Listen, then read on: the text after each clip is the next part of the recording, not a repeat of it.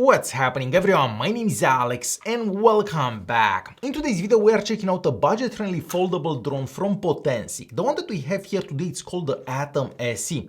So this is a drone that weighs under 250 grams. If I remember right, this weighs 244 grams with the battery and the SD card. So in many places you're gonna be able to fly this without registering.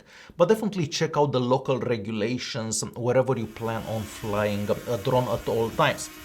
So this can also record in 4K and we also have video stabilization available, and I feel that's pretty important for a drone. Now on one charge you can get up to 30 minutes of flying time. So if you do buy the Fly More combo, you do get 2 of these batteries, so that will give you just over an hour of flying time. Of course the flying time will depend a lot on the conditions whenever you're flying. So if it's super cold you may get less, if you're flying fast you may get less, if it's super windy out you may get less, and so on. So it will depend on the location and the current conditions whenever you're flying. And very important, the range on this drone is up to 4 kilometers. And once again, that will depend a lot on the location where you're flying. And yes, this does look very similar with something like this, but it is half the price of something like this. So let's start a bit of an unboxing just so I can show you what comes in the box with it. Alright, first things first, you're gonna find some booklets here, a user manual, and if this is your first drone, these could come in handy for me because I've flown a lot of drones. I don't actually have to check out the user manual. This is very easy to fly. You're also gonna find this carrying case, I'm gonna say, so the drone can fit in here, the controller can fit in here, the extra battery can fit in here, cables and everything else fits in here, so very easy to carry. Inside that carrying case you're gonna find a bunch of cables. So with these cables you can basically connect any smartphone to the controller. So basically the phone connects to the controller and then the controller connects to the drone, so you see the image from the drone right on your smartphone. And of course you're gonna be able to use any smartphone, Android or iPhone. There are also some spare propellers that come in that carrying case. Hopefully you'll never need to use these, and we also have some replacement screws. So if you do crash the drone you will have some propellers to replace basically. And aside from that you're gonna find a USB-A to a USB-C cable, so you'd use this cable to charge the batteries. So the batteries have a USB-C port on the back here. Now you can also buy these charging docks, so you can get this with no batteries, or you can get it with 1 battery or two batteries if I remember right. So you can charge all the batteries that you have at the same time. I personally have 3 batteries, so that will give me about 90 minutes of flying time. The controller is mostly made out of plastic. It is pretty light and you're gonna be able to fit pretty much any phone in it. So it kind of expands this way. So you can fit any phone, maybe even a tablet if you have like a smaller tablet. Personally, I've only tried it with my iPhone. I did notice that I had to remove the case from my iPhone to fit this in well. We have the USB-C charging port here, and that's also the port that you'd use to connect the phone to the controller. The antennas here you can move, and the joysticks can also be removed. So you can kind of hide the joysticks, even though the controller does fit in that carrying case, even with the joysticks left on.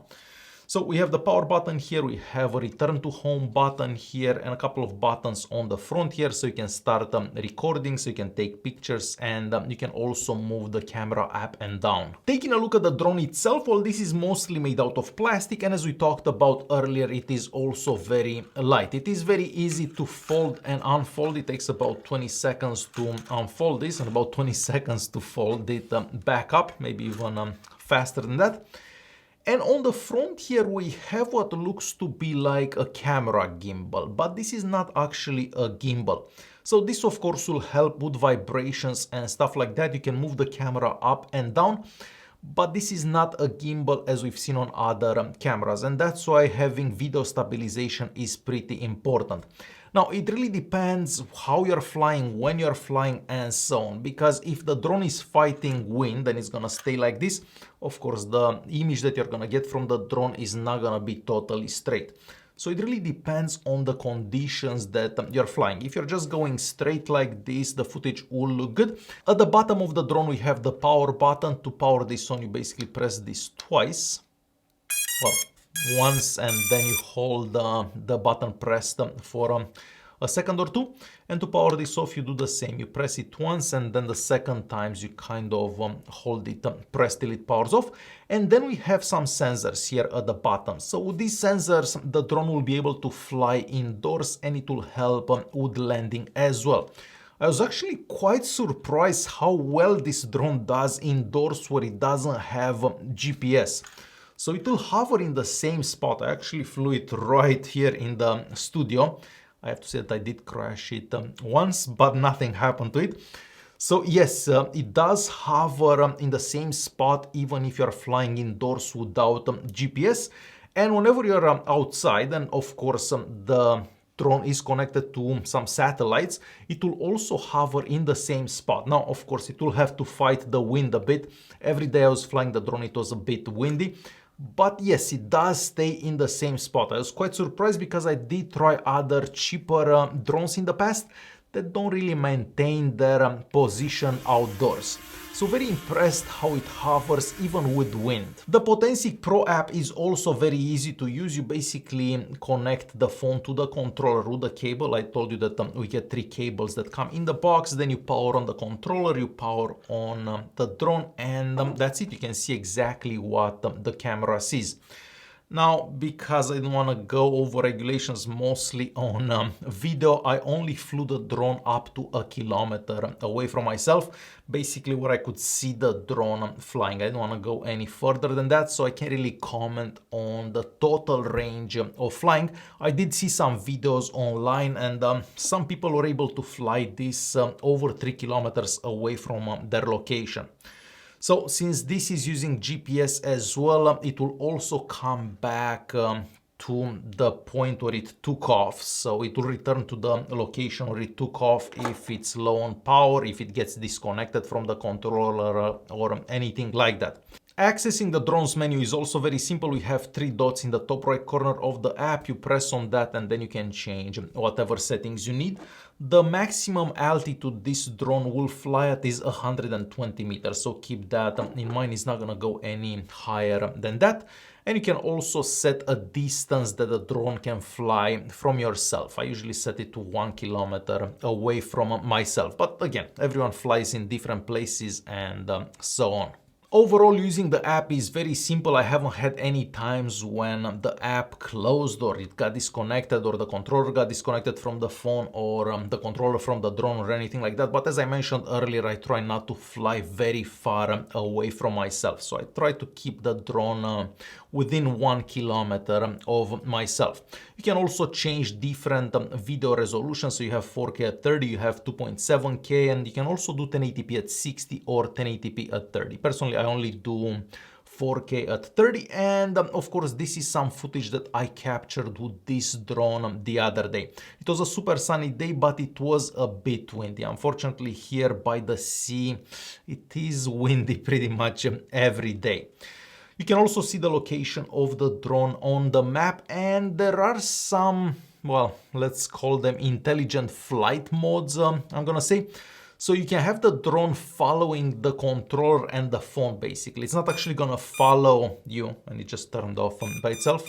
So the drone is not actually gonna follow you, it will follow the controller, and it can also do like a circle around you.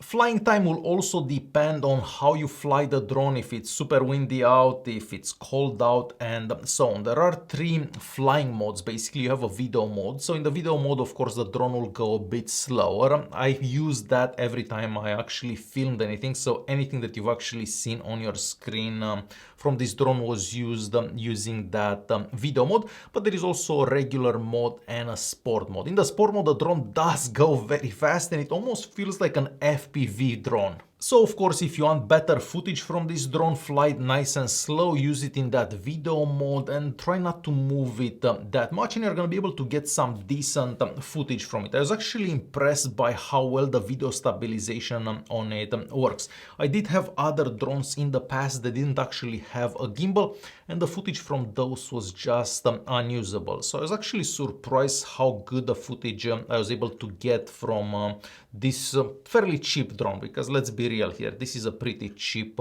device. So in my experience, a realistic flying time will be about 25 minutes on one charge, because you always want to have some battery and come back before the battery runs out.